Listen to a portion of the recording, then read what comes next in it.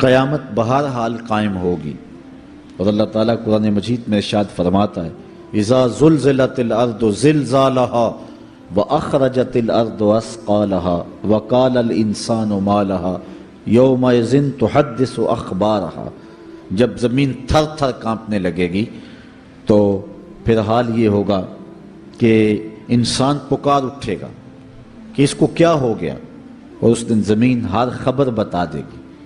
آج زمین کے جس جس گوشے اور ٹکڑے پہ بندہ داد عیش دیتا رہا ہے، گناہ کرتا رہا ہے، دروازے بند کر کے لوگوں کی نگاہوں سے چھپتا رہا ہے، لیکن قیامت کے دن زمین سلطانی گواہ بن جائے گی اور جو کہا ہر شے سامنے آ جائے گی۔ اسی طرح جو نیکی جہاں بھی کی ہے وہ بھی قیامت کے دن سامنے آ جائے گی۔ قیامت قائم ہونے سے قبل کچھ نشانیاں ظاہر ہوں گی جو حضور علیہ السلام نے بیان فرمائی۔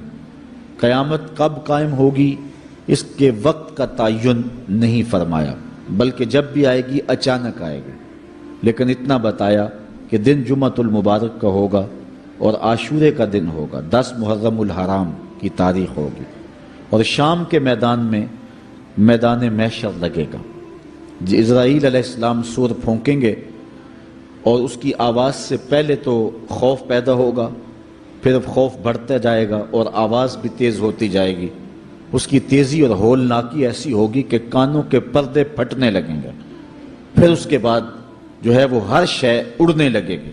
اللہ تعالیٰ جل شانہ نے سورہ الواقعہ کے اندر پہاڑوں کی حالت کو بیان کیا ہے۔ جب سور پھونکا جائے گا، قیامت واقعہ ہوگی، تو فرمایا کہ پھر تم اس طرح ہو جاؤ گے جس طرح کہ روزن سے آنے والی روشنی میں اور دھوپ میں جو باریک باریک ذرے ہوتے ہیں۔ کبھی آپ نے دیکھا ہو اندھیرے کمرے میں کسی جانب سے تھوڑا سا سوراخ اور اندر دھوپ آ رہی ہو، تو آپ ایک گوشے اور زاویے میں کھڑے ہو کے دیکھیں تو اس میں چھوٹے چھوٹے اڑتے ہوئے ذرات دکھائی دیتے ہیں۔ ان کو اگر آپ ہاتھ میں پکڑے مٹھی کھولیں تو کچھ نہیں ہوں گے، ہوتے تو ہیں لیکن باریک اتنے ہیں کہ وہ نظر نہیں آتے، تو ان کو عربی میں ہوا کہتے ہیں۔ اللہ تعالیٰ ارشاد فرماتا ہے یہ بڑے بڑے پہاڑ، یہ کیٹو، یہ ماؤنٹ ایورسٹ، یہ جو ہے وہ بڑے بڑے عالی نصب پہاڑ اس طرح ریزے ریزے اور ٹکڑے ٹکڑے ہو جائیں گے جس طرح روزن کی روشنی کے اندر چھوٹے چھوٹے باریک اور مہین ذرے ہوتے ہیں، جن کو تم تھامو پکڑو تو تمہارے ہاتھ میں تمہیں دکھائی نہیں دیتے، صرف دھوپ میں دیکھتے ہو۔ تو اس طرح یہ پہاڑ اتنے باریک حصوں میں بٹ جائیں گے، وہ اتنا زوردار جھٹکا ہوگا، اور انسانوں کو وہ جھٹکا زمین سے کھینچ کے باہر لے آئے گا۔ جتنے بھی قبروں میں گڑے ہوئے مردے ہوں گے، جب وہ جھٹکا آئے گا جس کو اللہ تعالیٰ نے ارشاد فرمایا اذا زلزلت الارض زلزالها واخرجت الارض اثقالها، زمین سارے بوجھ اگل دے گی، حتیٰ کہ درخت جڑوں سمیت باہر آ جائیں گے، پہاڑ اپنی تمام تر قوتوں سمیت جڑوں سمیت باہر آ جائیں گے، اور جتنے بھی زمین کے اندر دفینے اور خزانے ہیں سب باہر آ جائیں گے، قبروں میں گڑے ہوئے مردے بھی باہر آ جائیں گے، پھر اس کے بعد ٹوٹ پھوٹ کا شکار ہوں گے، پوری کائنات موت کی آغوش میں چلی جائے گی۔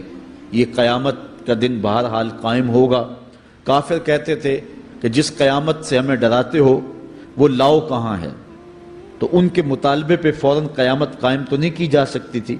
اللہ تعالیٰ جل شانہ نے فرمایا محبوب ان کو کہو تم بھی انتظار کرو، میں بھی انتظار کرتا ہوں، اور جس دن کا وعدہ دیا ہے وہ تم دیکھ لو گے۔ اور سورہ الواقعہ میں ارشاد فرمایا اذا وقعت الواقعہ لیس لوقعتها کاذبہ، جس دن وہ قائم ہوگی تو پھر کوئی انکار نہیں کرے گا۔ آج موت کا انکار کوئی نہیں کرتا، کسی دھرم میں، کسی مذہب میں، کسی عقیدے میں، کسی فرقے میں، کسی گروہ میں، کسی طبقہ زندگی میں آپ موت کا انکار نہیں پاتے۔ موت ہے ہنگامہ آرا کلزم خاموش میں، ڈوب جاتے ہیں سفینے موج کی آغوش میں، لیکن آج موت کا انکار نہیں ہوتا۔ قیامت کا انکار کرنے والے لوگ بہت سارے ہیں جو کہتے ہیں یہ دنیا سب کچھ ہے۔ آج کل تو بہت سارے مسلمانوں کا انداز بھی یہ ہو گیا ہوا ہے کہ وہ قولاً تو نہیں لیکن جو عملی زندگی ہے وہ اسی بات کی گواہی دے رہی ہے جس طرح سب کچھ یہی دنیا ہو اور آخرت کوئی نہیں ہے۔ رویہ، انداز، طرز زندگی اور انداز معاشرت اسی کی طرف اشارہ دے رہے ہیں اور اسی بات کی چغلی کھا رہے ہیں کہ بس یہی دنیا ہے، بابر بیش کوش کہ عالم دوبارہ نیست۔ بابر نے کہا تھا کہ جو ہے وہ عیش کر لے، زندگی سے لطف اٹھا لے، دوبارہ زندگی نہیں ہے۔ اور آج یہ بات بھی کہی جاتی ہے، یہ جہاں مٹھا اگلا کس نے ڈٹھا، اور یہ سارے قیامت کے انکار کی صورتیں ہیں۔ لیکن آج اگر کوئی مانتا یا نہیں مانتا، لیکن ایک وقت آئے گا پھر کوئی بھی انکار نہیں کر سکے گا۔ آج جو قیامت کے قیام پذیر ہونے کی تدہیق کرتا ہے اور دلائل دیتا ہے کہ یہ دن قائم نہیں ہوگا، قیامت کے دن وہ بھی انکار نہیں کر سکے گا، اس لیے کہ آنکھوں کے سامنے سب کچھ ہو جائے گا، جس طرح آج موت کا انکار نہیں ہوتا۔ تو ارشاد فرمایا جب وہ واقعہ پذیر ہو جائے گی پھر کوئی بھی اس کو جھٹلانے والا نہیں ہوگا۔ لیکن قیامت سے قبل کچھ واقعات ہوں گے جس سے لوگوں کو آگاہ کیا جائے گا کہ وہ قیامت کے آنے سے قبل اپنے اعمال سے توبہ کر لیں۔ آج تو توبہ کا دروازہ کھلا ہے، لیکن قرب قیامت میں سورج مغرب سے دوبارہ طلوع ہو جائے گا، جو ہی غروب ہوگا، غروب ہونے کے بعد دوبارہ طلوع ہو کے عصر کے وقت پہ آ جائے گا، اور پھر اس کے بعد دوبارہ غروب ہو جائے گا۔ تو یہ قیامت سے 40 سال پہلے ہوگا، اس کے بعد توبہ کا دروازہ بند کر دیا جائے گا۔ اگر کوئی توبہ کرے گا بھی تو قبول نہیں ہوگی۔ آج ہمیں موقع دیا گیا ہے کہ مرنے سے 1 سال پہلے بھی توبہ کر لیں، 1 مہینہ پہلے بھی توبہ کر لیں، موت سے 1 دن پہلے بھی توبہ کر لیں، 1 گھنٹہ پہلے بھی توبہ کر لیں، 1 لمحہ پہلے بھی توبہ کر لیں۔ اللہ تعالیٰ یہ نہیں دیکھتا کہ اس کی ساری زندگی گناہوں میں گزری ہے، وہ دیکھتا ہے میرا بندہ آخر میری چوکھٹ پہ آ گیا، وہ پچھلے سارے گناہ معاف فرما دیتا۔ بلکہ حضور علیہ السلام نے صحابہ کو ایک مثال سے سمجھایا کہ ایک آدمی جنگل میں سفر کر رہا تھا، اور اونٹ کے اوپر اس کا سامان بھی تھا، اس کی ضروریات زندگی بھی تھیں، اس کا توشہ بھی تھا، کھانا پینا بھی تھا، خود بھی سوار تھا۔ چلتے چلتے جنگل میں کسی درخت کے ساتھ اپنا اونٹ باندھ کر کے وہ دوپہر کاٹنے کے لیے، سستانے کے لیے وہاں کچھ دیر کے لیے رکا۔ نیند آئی، تھوڑی دیر کے بعد جب آنکھ کھلی تو کیا منظر دیکھتا ہے کہ اونٹ نہیں ہے، اس کے اوپر ہی اس کا سامان ہے، زیادہ سفر ہے۔ اب صحرا میں اونٹ کا کھو جانا گویا زندگی کا کھو جانا ہے۔ اس بات کا ادراک وہ لوگ رکھتے ہیں جنہوں نے صحراؤں کا سفر کیا ہے۔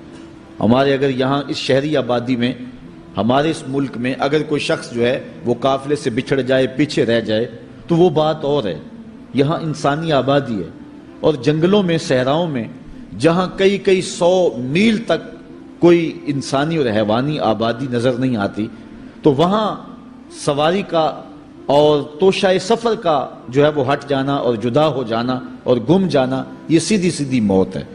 اب اس نے دائیں بائیں بھاگ کر کے دیکھا کہ اونٹ کہیں ملے، لیکن اونٹ نہیں ملا، تو وہ دوبارہ آ کے اس درخت کے ساتھ ٹیک لگا کے بیٹھ گیا موت کے انتظار میں کہ اب توشہ سفر بھی گیا، سامان سفر بھی گیا، سواری بھی گئی، اور یہاں کوئی انسانی آبادی بھی نہیں ہے، تو اب موت کا ہی انتظار ہے۔ تو وہ موت کے انتظار میں بیٹھ گیا۔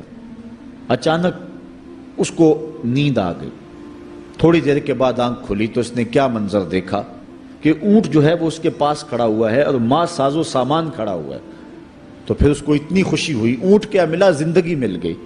اس نے کہا اللہم انت عبدی وانا ربک، اے اللہ تو میرا بندہ اور میں تیرا رب۔ کہنا اس نے یہ تھا اے اللہ میں تیرا بندہ اور تو میرا رب، لیکن فرحت و مسرت سے، وفور خوشی سے اس کی زبان بل کھا گئی، اور اسے خوشی میں ہوش ہی نہ رہا کہ میں کیا کہہ رہا ہوں۔ وہ کیا کسی نے کہا تھا کہ جب بھی تیری قربت کے امکان نظر آئے ہم اتنے خوش ہوئے کہ پریشان نظر آئے، یا وہ کسی نے کہا تھا کسی کے آنے سے ایسے ہوش اڑے ساقی کے، شراب سیخ پہ ڈالی اور بوتل میں کباب۔ تو کبھی ایسا بھی ہو جاتا ہے کہ انسان وفور مسرت کے اندر جو کہنا ہوتا ہے اس کے برعکس کوئی بات کہہ دیتا ہے، یہ اس کی خوشی کی انتہا کی کیفیت ہے۔ تو اس نے کہا اللہم انت عبدی وانا ربک، اے اللہ تو میرا بندہ اور جو ہے وہ میں تیرا رب۔ یہ جوش مسرت سے یہ بات اس کے منہ سے نکلی۔ حضور نے صحابہ کو فرمایا صحابہ بتاؤ اس بندے کو کتنی کو خوشی ہوئی ہے؟ صحابہ نے عرض کی حضور بہت زیادہ خوشی ہوئی ہے۔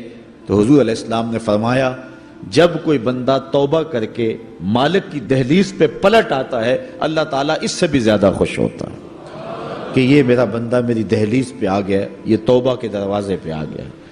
تو اس لیے قیامت سے قبل توبہ کا دروازہ کھلا ہوا ہے، لیکن 40 سال قبل توبہ کا دروازہ بند ہوگا، سورج مغرب سے طلوع ہوگا، پھر کوئی توبہ کرنا چاہے گا بھی، بلکہ ہر کوئی توبہ کرنا چاہے گا، لیکن پھر توبہ جو ہے وہ قبول نہیں ہوگی۔